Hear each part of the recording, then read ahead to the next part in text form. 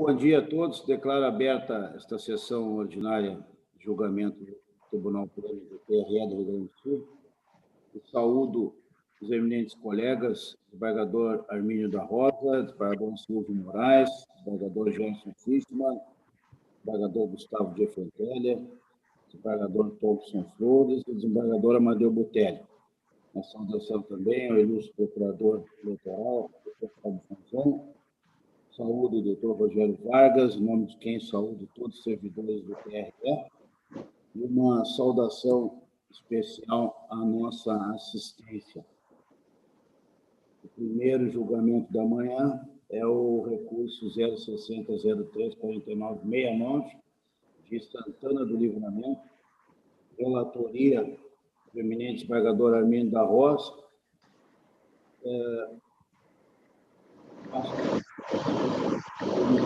desembargador doutor Fábio Venzon. Excelentíssimo desembargador, presidente, Egresso Tribunal Regional Eleitoral do Rio Grande do Sul, excelentíssimos desembargadores integrantes da Corte, doutor Rogério Vargas, que secretaria de sessão, em nome de quem saúdo os servidores, uma saudação especial à nossa audiência.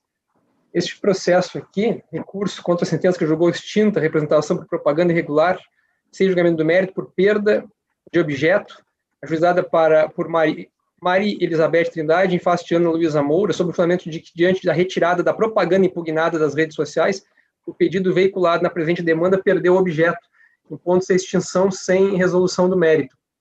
E, realmente, aqui a razão da representação era por propaganda, uso de propaganda em outro idioma, né?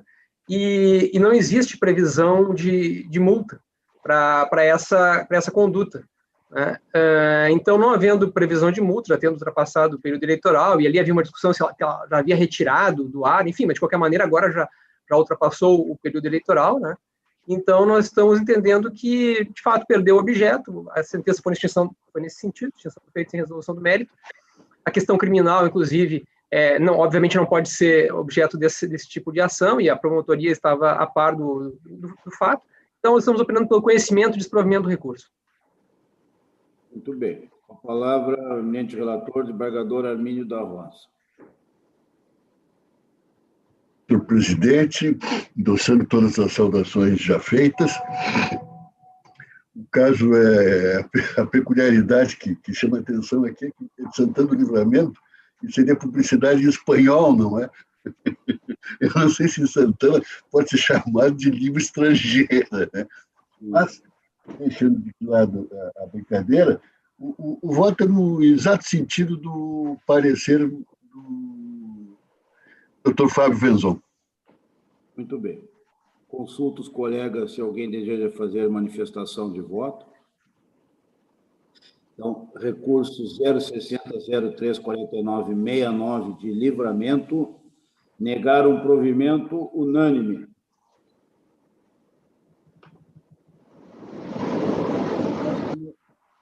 É o recurso 060022346 de Porto Alegre, relatoria do eminente desembargador Silvio Moraes, recurso apresentado pelo Partido da Mobilização Nacional, sobre contas, e passo a palavra ao eminente procurador, doutor Fábio.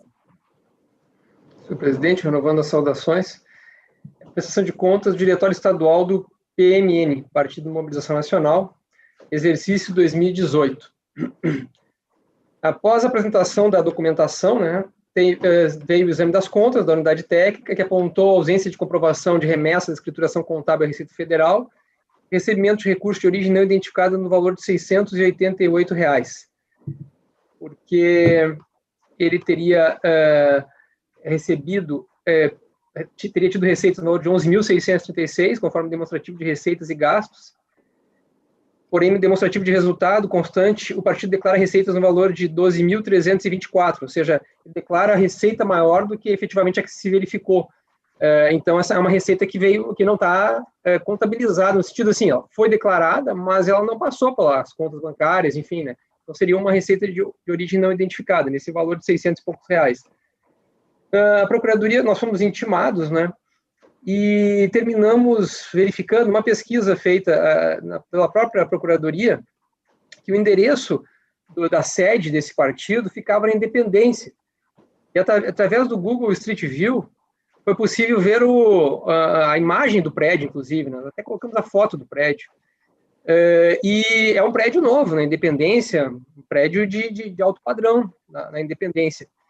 Então, nos pareceu que as despesas declaradas, elas ficaram bem abaixo do que seria o normal para quem mantém uma sede num prédio como esse, né? Então, entendemos que, além desse RONE, também haveria outros recursos de origem não identificada. Por isso, na verdade, se pediu que o partido esclarecesse isso, né? Esclarecesse esse ponto. E o partido não esclareceu, não trouxe os esclarecimentos. Então, em virtude disso, nós terminamos opinando, então, como segue. Só um segundo. Então, pela desaprovação, porque tem essa questão da remessa de escrituração contábil, ausência de comprovante da remessa de escrituração contábil, que é exigido no artigo 29, inciso 1 da Resolução 23546. E isso é, inclusive, uma reincidência do partido, porque na prestação de contas do exercício anterior, 0600-263-62, também deixou de apresentar esse comprovante, então é reincidente nessa irregularidade. O partido registrou apenas R$ 1.425 a título de manutenção da sede, essa é a questão. Nós entendemos que esse gasto de R$ 1.425 para manutenção da sede, mesmo que ele fosse proprietário de uma sala nesse imóvel, não pagaria o condomínio, né, do imóvel. Então, por isso entendemos que existe RONE, só que não temos como saber o valor, qual seria o valor específico, não temos como saber, né? Então, até em relação a isso, não haveria o que determinar de recolhimento ao tesouro, é mais a constatação apenas. Segundo a documentação acostada, bom, isso eu já referi, está ali a foto do prédio, então seria isso, seria a questão da escrituração, a questão do recurso de origem não identificado ali pela unidade técnica e este valor específico aí, esse RONE que nós estamos entendendo que existe em relação às despesas desse imóvel, né? Então, em virtude disso, nós estamos opinando pelo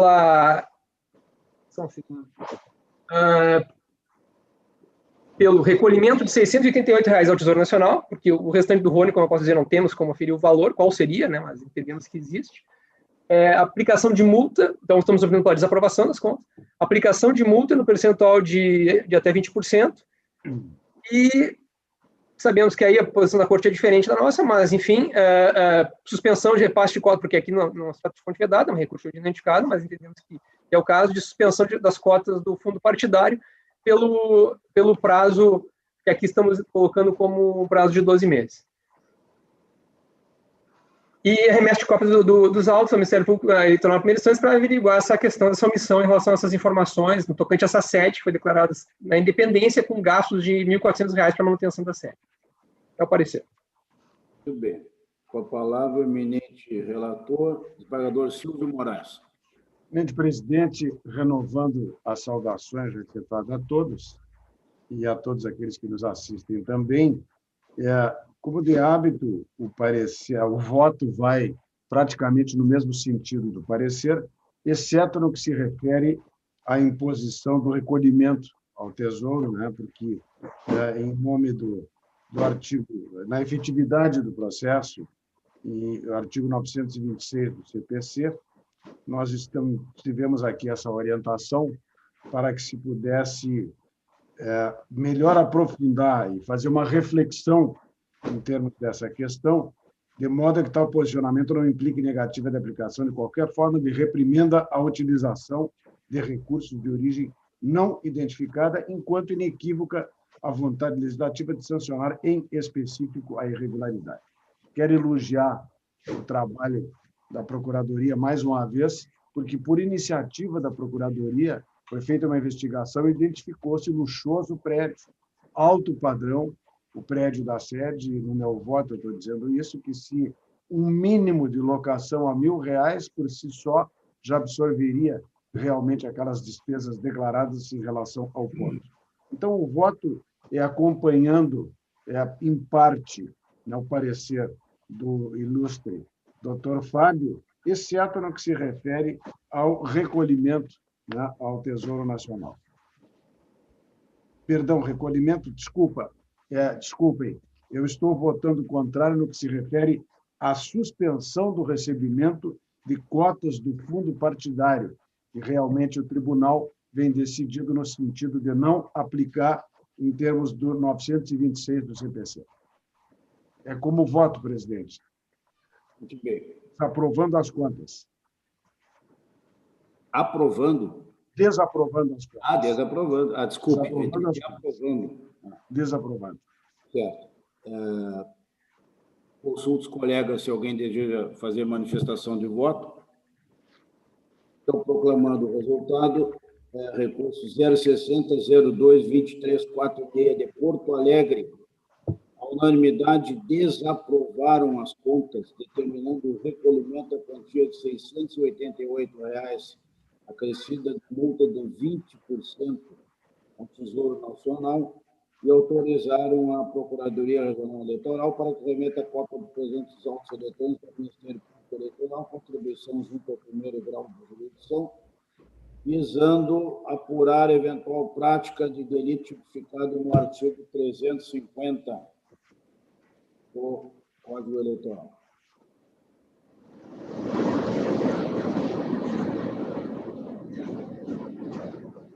Próximo é o 060-0584/29, de Porto Alegre, é uma consulta. Relatoria do eminente desembargador Gerson Fischmann. Com a palavra, o eminente procurador, doutor Fábio Venzon. Senhor presidente, renovando as situações, nessa consulta, parecer do doutor Pumes, no sentido do não conhecimento, mas meio que até entrando já no mérito, entendendo que aquilo que estava sendo questionado não tinha razão do questionamento, porque se consultava se seria aplicável a portaria TSE 908 em relação aos prazos processuais, a suspensão dos prazos processuais naquele período agora de janeiro, dezembro e janeiro, e aí mencionado no parecer do Dr. Pumes que a existência de uma resolução do TRE específica, enfim, então eu entendi que era descabida essa consulta. Mas, neste momento, inclusive, já passado essa suspensão de prazos processuais, parece até que já perdeu até o interesse da consulta em si, na resposta à consulta. Então, por essas duas razões, estamos aqui opinando pelo não conhecimento da consulta. Perfeitamente. Com a palavra, o eminente relator, desembargador Gerson Fischmann.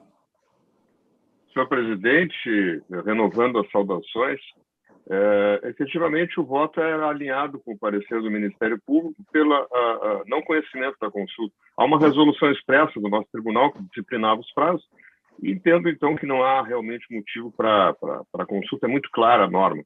Eu voto nesse sentido, senhor presidente. Perfeitamente. Consulto os colegas se alguém deseja fazer qualquer manifestação de voto. E não havendo, então, consulta 060-0584/19 do Porto Alegre, a unanimidade não conheceram da consulta.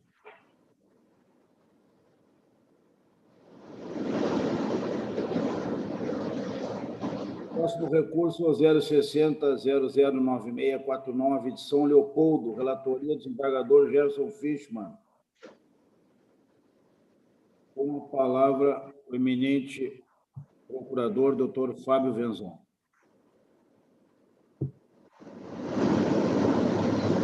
Está sem som, doutor Fábio. Doutor Fábio, sem som. Desculpa. Senhor presidente, renovando as saudações, recurso interposto contra sentença dada pelo juiz da 73ª Zona Eleitoral, que julgou procedente representação por propaganda eleitoral irregular, efeito outdoor, juizado pela promotoria eleitoral em face da eleição, em face de Yolanda Terezinha Alves, candidata a vereadora em São Leopoldo. Condenou ao pagamento de multa de R$ 5.000.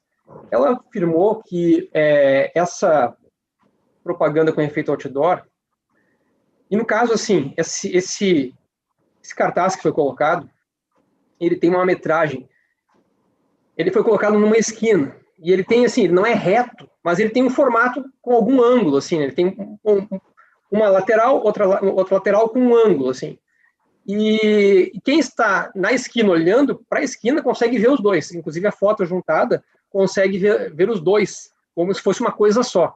Então existe essa justaposição que dá um efeito único, a depender do ângulo que a pessoa observe essa propaganda. Então existe o efeito único. Então tem que somar as áreas, esses dois lados assim, do cartaz. Somadas as áreas, chega-se a um valor aproximado de 4 metros quadrados. Então, aqui, 3,58 metros quadrados, 3 metros quadrados e meio, quase 4 metros quadrados. Então, está bem acima do meio metro quadrado, que é permitido, e já tem um efeito outdoor, efetivamente. O fato de ficar abaixo dos 4 metros quadrados não significa que não tem efeito outdoor. Já o TSE e o próprio TRE já julgaram que, mesmo ficando abaixo, a depender da forma como é colocado, enfim, ele pode ter o efeito outdoor. Por exemplo, nós temos aqui na ementa do julgado, esse julgado aqui, que é o recurso especial eleitoral de 2010, do TSE, que diz assim, se a propaganda, ainda que inferior a 4 metros quadrados, foi afixada em anteparo assemelhado ao outdoor, é de se reconhecer a propaganda eleitoral irregular, vedada. E nós temos aqui, de 2020, aqui do próprio TRE, relator, o desembargador Roberto Fraga, menciona a ementa, após a edição da Lei 13.165, que reduziu o limite máximo da propaganda em bens particulares de 4 metros quadrados para meio metro, é razoável adotar a antiga dimensão de 4 metros quadrados como referencial mínimo para a definição do efeito outdoor, ainda que este não possa ser o único critério adotado, devendo-se sempre considerar a razoabilidade da dimensão do artefato e o seu impacto visual. Então, vai depender também do impacto visual. E nesse caso aqui, se entendeu que havia esse efeito outdoor, que realmente o tamanho é grande, e aí a justificativa da candidata seria que estaria no comitê, porque aí tem aquela regra que até 4 metros quadrados é possível, no comitê, na sede do comitê central, na fachada, colocar até 4 metros quadrados, estaria regular. Acontece que está num terreno baldio esse cartaz, né? Estava num terreno baldio, próximo a uma casa, mas não era na fachada do comitê central. Então, além disso, houve a mudança da sede, assim, a discussão residia na alegação da recorrente de que o local seria a sede do comitê, cujo endereço foi alterado, conforme requerimento e contrato de cessão de bem imóvel. Aí nós dissemos no parecer, por certo que para que haja segurança jurídica, a sede do comitê eleitoral para fins de análise da possibilidade de colocação de propaganda com até 4 metros quadrados deve ser aquela que se encontra registrada na Justiça Eleitoral no momento em que foi constatado o ilícito, ou seja, depois do ilícito não se pode mudar. Dessa forma, em que pese a alegação da recorrente de que informou a alteração do endereço do seu comitê central em 18 de outubro, em diligência efetuada pela promotoria eleitoral em 29 de outubro, foi informado pelo cartório eleitoral que no sistema do DivulgaCand constava endereço diverso cadastrado. Em 29 de outubro tinha endereço diverso. Além do que, em visita ao local, o servidor do Ministério Público certificou que não havia comitê eleitoral, mas sim uma residência do cunhado da candidata, sendo que o terreno onde estava a propaganda era um terreno baldio, sem qualquer construção e vegetação alta. Então, entendemos que o local não pode ser considerado ali onde estava como na fachada do comitê central. Então, por essas razões, estamos entendendo que está correta a sentença, que aplicou a multa, e opinando pelo conhecimento e desprovimento do recurso. Relator, desembargador Gerson Fischmann. Senhor presidente, renovando as saudações, na verdade, esse processo ele é também com algumas peculiaridades, como o doutor Fábio muito bem trouxe. Não se trata efetivamente no comitê, não só pela diferença de endereço, como foi constatado que é uma residência, até o depoimento do proprietário, que isso aí foi herança dos pais, são 7 irmãos, ele está residindo lá, essa propaganda em terreno particular, portanto, foi colocada, inclusive, num terreno ao lado, baldio, com vegetação, então não está em sede de comissão. E, efetivamente, o que se tem aqui é que o comitê não se sustenta, portanto, como local do negócio. E, diante das constatações, é uma propaganda em bem particular. Mas temos aqui a questão da previsão legal, que foi alterada pela Lei 13.165 de 2015, que autorizou o limite para propaganda só em 0,5 metros quadrados. E, evidentemente, que aqui ultrapassou, porque o doutor Fábio falou em 13 e pouco, mas ali tem até no voto uma metragem de 4 metros quadrados. A partir de então, a dimensão tem sido usada como um referencial mínimo. Como referencial mínimo, e de modo que ele está ultrapassando o limite. A questão toda é o problema de que não há, no entender do voto encaminhado, o efeito de outdoor pretendido na publicidade interna, ainda que tenha um tamanho visivelmente superior ao regular. Não parece, pelo menos a visão, e eu também examinei o material juntado, a foto nos autos, e de modo que, não sendo assim, ainda que com tamanho superior, não há previsão de multa para esse caso. De modo que o voto é encaminhado, e aqui trago também precedente, coincidentemente também da relatoria do desembargador Roberto Carvalho Fraga, no sentido de que nessas hipóteses, apesar de ultrapassar o limite de 0,5 metros quadrados, os engenhos publicitários não estão inseridos no conceito de outor quando haveria multa, em decorrência exatamente da redação conferida pela Lei 13.488/17 ao parágrafo 2º do artigo 37 da Lei 9.504. Então, não há sanção de multa porque não há previsão. Nesse sentido, então, ainda que irregular a propaganda, eu estou dando provimento ao recurso, afastando a pena de multa aplicada na sentença nos termos da fundamentação, dessa forma, inclusive, divergindo, o que é muito raro, do parecer apresentado aqui pelo Ministério Público. É nesse sentido o voto, senhor presidente. Bem. Consulto os colegas se alguém deseja fazer manifestação de voto. Proclamando o resultado, recurso 060.0009649, São Leopoldo, deram provimento ao recurso e afastaram a pena de multa aplicada na sentença. Decisão unânime.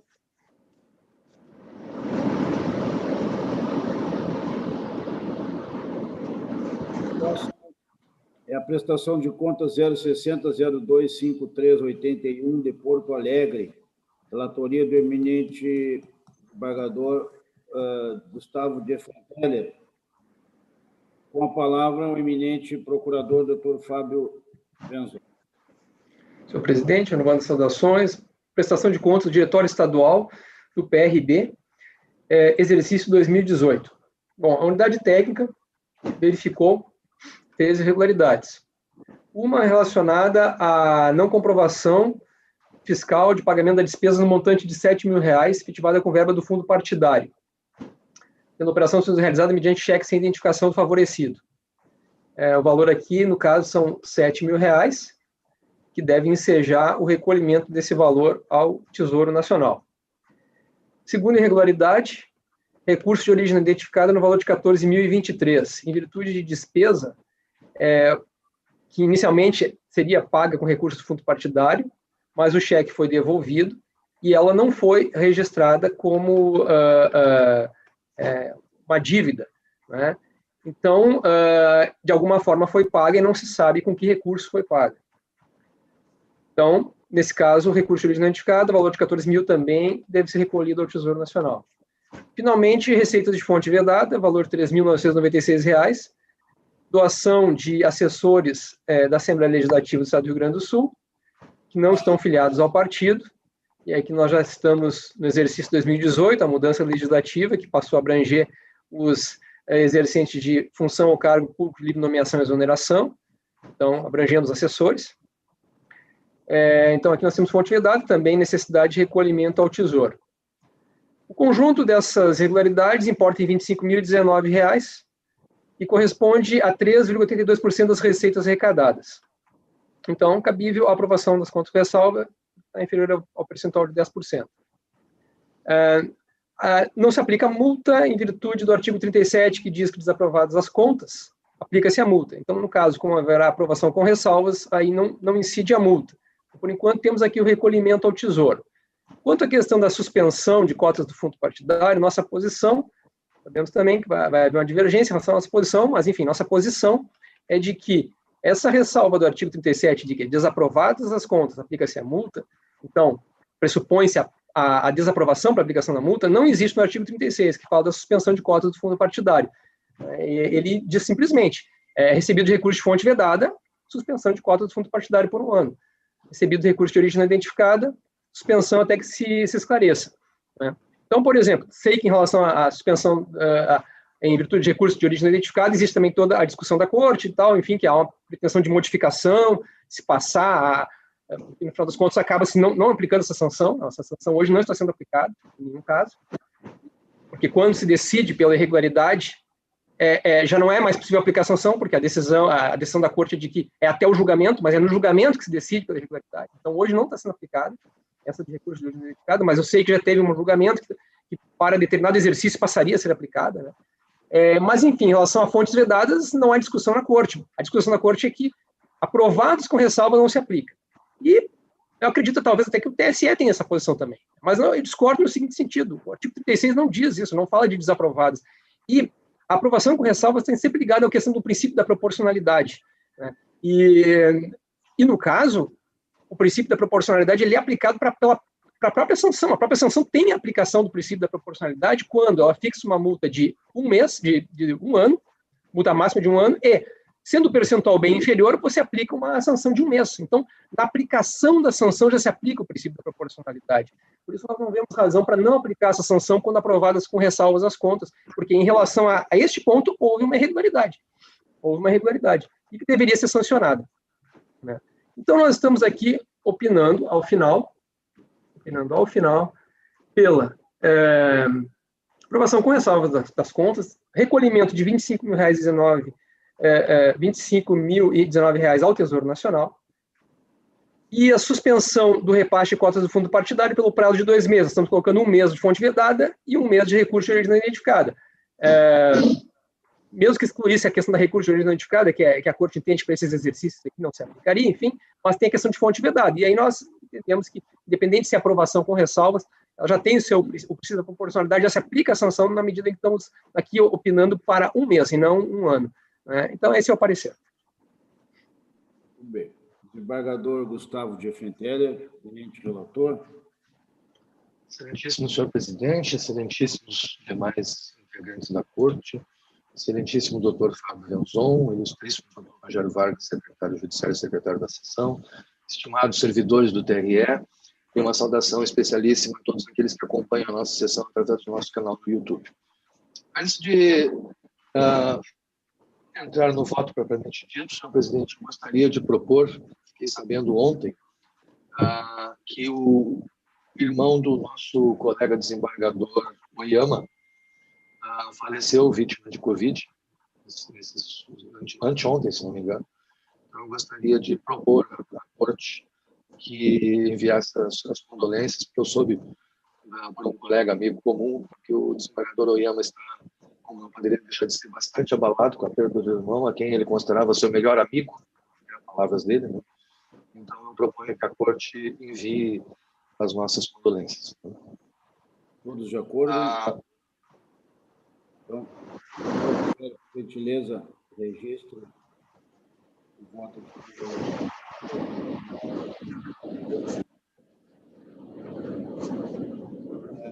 o som de Vossa Excelência está bem prejudicado, senhor presidente.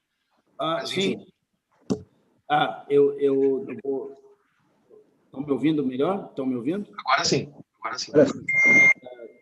Eu consultei os colegas, estavam todos de acordo, certo? Imagino que sim. E, então, solicitei ao doutor Rogério Vargas o registro para voto de condolências aos familiares, ao doutor Oyama. Bem, senhor presidente, então, prosseguindo, a exemplo do que ocorreu com o julgamento de hoje da relatoria do eminente desembargador Silvio Ronaldo, o meu voto vai exatamente na linha do proposto pelo eminente procurador regional, exceto no que atina à suspensão do recebimento de cotas do fundo partidário. Ele próprio já previa que fosse acontecer, dado que se trata de posição consolidada na Corte. Enfim, retomando, então, passando rapidamente pelas nuances do feito, trata-se, estamos diante de uma despesa não comprovada e paga com um cheque sem identificação do favorecido, da ordem de R$ 7.000, recurso de origem não identificada consistente no pagamento com um cheque que, inclusive, foi devolvido por irregularidade no valor de R$ 14.023, sem comprovação da dívida ou de sua quitação, recursos recebidos de fonte vedada, ou seja, doações de duas assessoras da Assembleia Legislativa do Estado, sem filiação partidária, totalizando R$ 3.996, de forma que o total das irregularidades chega a R$ 25.019, correspondentes, como disse o Dr. Fábio, a 3,82% da arrecadação total do partido neste exercício financeiro.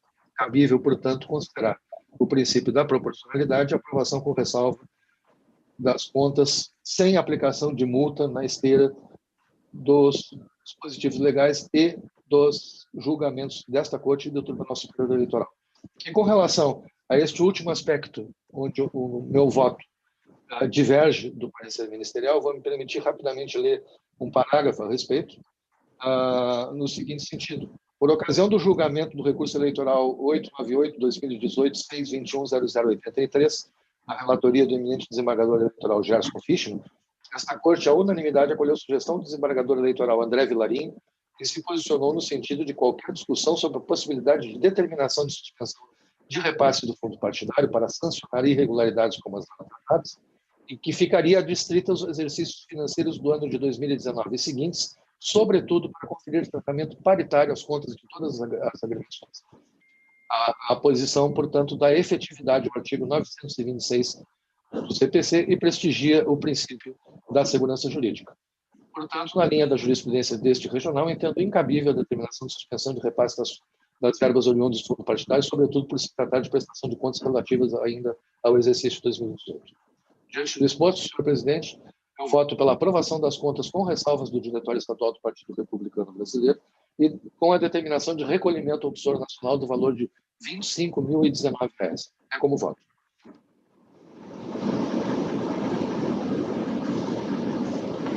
Está sem som, presidente. Presidente, só está sem som.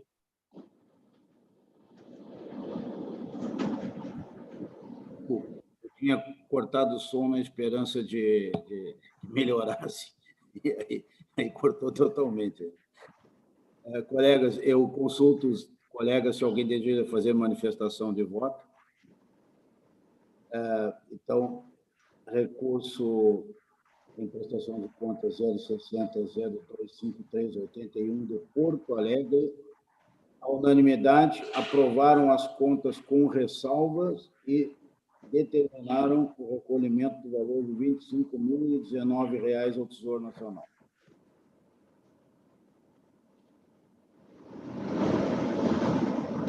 Número 06005-16/45 de Glorinha, relatoria do eminente desembargador Thompson Flores. Com a palavra, o eminente procurador, doutor Fábio Venzon.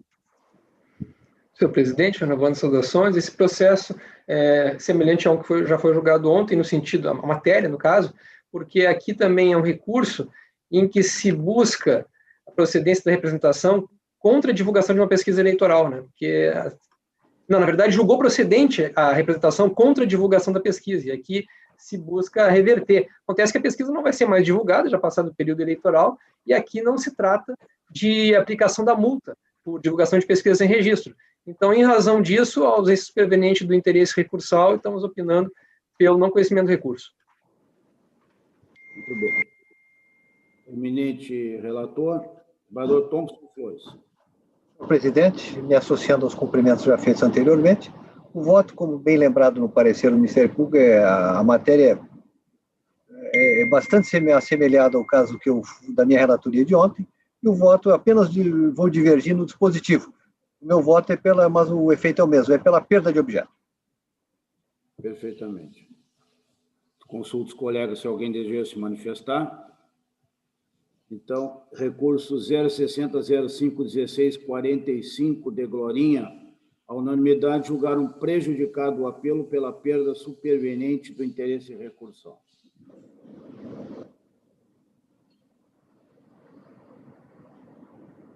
O último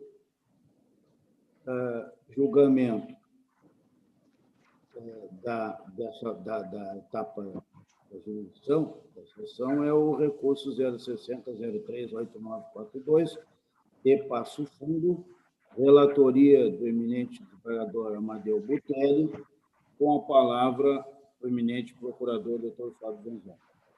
Senhor presidente, renovando as saudações, recurso interposto pelo PSB de Passo Fundo, contra sentença proferida pelo juiz da 33ª Zona Eleitoral, que julgou improcedente representação por propaganda irregular ajuizada, condenando a parte autora como litigante de má-fé ao pagamento de 10 salários mínimos. Estamos aqui entendendo que realmente houve a litigância de má-fé. Nesse sentido, consta que o pedido de desistência da presente ação foi protocolado após os representados. Na verdade, foram ajuizadas 3 representações pelos mesmos fatos, assim. E nesse sentido, consta que o pedido de desistência da presente ação foi protocolado após os representados terem apresentado contestação em outra representação, em cujos autos lograram comprovar documentalmente referidos gastos com publicidade. E não bastasse isso, na mesma data em que protocolado o pedido de desistência nos presentes autos, sobreveio ajuizamento de nova representação versando sobre os mesmos fatos. Quer dizer, já tinha uma ação, se verificou que a contestação foi trazida ali a comprovação, e aí se desiste de uma, se ajuiza novamente uma outra ação, tudo sobre os mesmos fatos. Então, estamos entendendo que realmente houve aqui uma atuação temerária, sendo cabível a sanção. Contudo, estamos opinando aqui pela redução, porque foi aplicada em 10 salários mínimos, né? Nós estamos dizendo o seguinte: não obstante a gravidade da conduta da representante, não se justifica, no caso, a fixação da pena de multa no patamar máximo legal previsto, no artigo 81, parágrafo 2º do CPC, se entende que a redução para o valor de 5 salários mínimos mostra adequada, devendo ficar acima do mínimo legal, sobretudo frente ao fato de a recorrente haver manejado múltiplas representações versando sobre os mesmos fatos. Então, estamos opinando pelo provimento, conhecimento e parcial provimento do recurso apenas para que se reduza o valor da multa para 5 salários mínimos. Bem. Desembargador Amadeu Butelli, relator. Senhor presidente, saudando Vossa Excelência, eu saúdo os demais integrantes da Corte. Uma saudação especial ao excelentíssimo senhor Dr. Fábio Benzão, procurador regional eleitoral, ao ilustre Dr. Rogério Vargas, secretário judiciário, na pessoa de quem cumprimento também todos os servidores deste TRE. Saudação especial à nossa assistência. Senhor presidente, o voto vai nos exatos termos do parecer do Dr. Fábio, ilustrando com os seguintes comentários. Entendo efetivamente ocorrida a conduta temerária, caracterizadora de má-fé de parte do recorrente, e a juíza eleitoral da Zona de Passo Fundo bem explicitou isso, inclusive fazendo um quadro demonstrativo do passo a passo das 3 ações manejadas pelo recorrente, entre o dia 9 e o dia 11, uma no dia 9, uma no dia 10, uma no dia 11 de novembro de 2020. Uma zona eleitoral como Passo Fundo, cujo movimento em época de propaganda eleitoral é considerável, todos sabemos, e chama a atenção o número sequencial das ações manejadas. A primeira, dia 9, com final 387.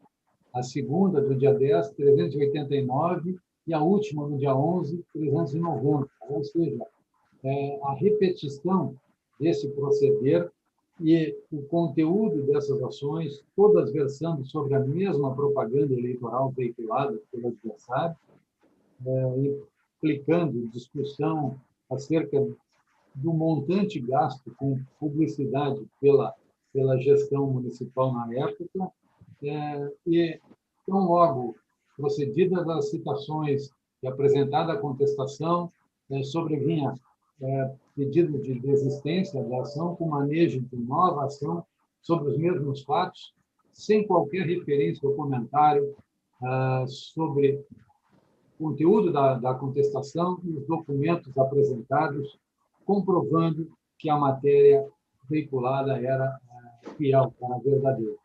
De modo que entendo também caracterizada a má-fé processual e acompanho o parecer do Dr. Flávio no sentido da aplicação dos princípios da proporcionalidade e razoabilidade para a redução da multa aplicada para o patamar de 5 salários mínimos. E assim como... Muito bem. Consulto os colegas se alguém deseja manifestar o voto. Não? Presidente, não, é só uma contribuição, né, assim, sempre eu achei muito curioso, tá? E estou acompanhando o voto, até porque o legislador dá ao magistrado esse poder discricionário do percentual. Mas a dosimetria para condutas de má-fé sempre me pareceu uma coisa muito, muito sutil, porque a gente acaba dizendo houve muita, pouca ou média má-fé. É um critério bastante complicado. Mas, enfim, como há essa margem, eu estou com... Mas, realmente, porque se agiu de má-fé, a deslealdade passa a ser total nesse limite, mas, em todo caso, vou acompanhar porque é da tradição, né, essa permissão legislativa. Só queria fazer essa contribuição para a reflexão dos colegas. Muito obrigado, Pedro. Muito bem. Alguém mais deseja se manifestar? Então, proclamando o resultado, 060 0389 42 de Passo Fundo. A unanimidade deram parcial provimento ao recurso para reduzir a pena de multa ao valor equivalente a 5 salários mínimos. Colegas, nós temos, para encerrar a pauta de hoje, um processo administrativo de minha relatoria, é o 00236950, que é uma resolução na qual eu estou propondo, após exame interno do TRE, juntamente com a juíza de Arvorezinha, que jurisdiciona Putinga, é isso, doutor Rogério, né? Arvorezinha. E também passou pelo mestre, também pela corregedoria. Nós, no mês passado, aprovamos resolução estabelecendo eleições, a renovação das eleições majoritárias em Putinga para o dia 2 de maio. Recordo que, na ocasião, quando apresentei a proposta de resolução aqui, ainda ressalvei, como, obviamente, todos os colegas também tiveram esse entendimento, de que estaríamos marcando, designando as eleições para 2 de maio, aproveitando as datas do TSE, com a possibilidade de não termos como realizar essas eleições, porque, na época, se não me falha a memória, recém estávamos entrando em bandeira preta no Estado. E havia, então, a expectativa de que a situação pudesse melhorar até os primeiros dias de maio. Infelizmente, não é isso que tem sido recebido. Lá em Putinga, o prefeito em exercício procurou o Ministério Público e procurou a juíza eleitoral pedindo o adiamento das eleições, a suspensão da realização dessa eleição para 2 de maio, e porque, inclusive, me chamou a atenção, eu vi o documento, me chamou a atenção que ali ele faz uma referência que Putinga é a segunda cidade do Estado na relação habitantes-mortes do Covid. Então, nessa relação, considerando a proporção dos habitantes, seria a segunda. Então, realmente, a situação lá é bastante preocupante, lamentável, né? E fizemos essa avaliação, e agora estou trazendo para a Corte deliberar, de que realmente não seria oportuno, cauteloso, né? Não seria conveniente que se fizesse, que se impusesse essa realização dessas eleições agora no dia 2 de maio, diante de uma situação tão negativa como estamos vivendo, né?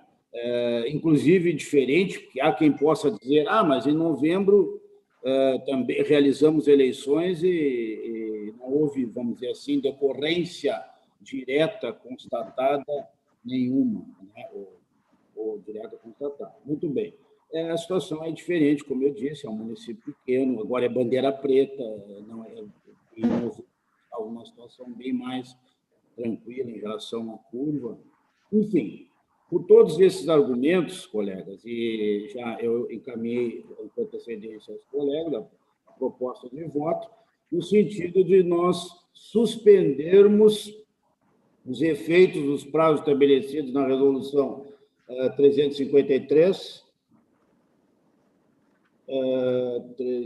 exatamente, para a renovação das eleições que seriam em 2 de maio. Depois, então, oportunamente, obviamente, o desembargador Armínio, juntamente com as áreas técnicas do tribunal e com o pessoal de Iputinga, vai avaliar uma nova data, né, e vai trazer a este pleno. Então, a proposta aqui, colegas, é a da Resolução 355 para suspender os prazos estabelecidos na Resolução 353 para a renovação das eleições.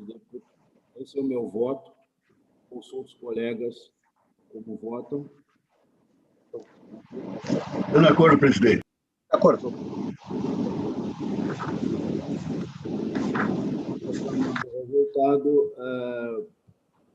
processo administrativo 000236950, a unanimidade aprovaram a resolução.